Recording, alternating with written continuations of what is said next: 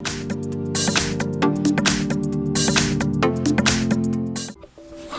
in front of me is a Xiaomi Mi 9 Lite, and today I'll show you how to insert SIM and SD card into the device. So to get started, we will need a SIM eject tool, as I have one right here. They can provide it with the device in the box, so you can find it somewhere in there, but you can always use a paper clip, straighten out one of the ends, and it should work just as well. So from there we want to pop out the tray, which is located on the upper left side of the device. So right over here.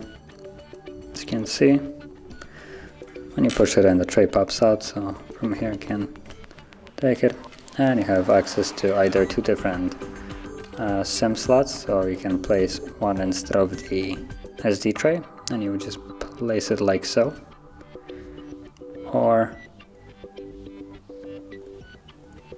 you have space for SIM and SD like so. So when you insert them, make sure that they're laying flush on the tray, and from there just slide it back into the device. And we should soon after see a pin for the SIM card. And there we go. Let's confirm that. So the SIM card is working, and SD card should be, yep, there it is, work as well.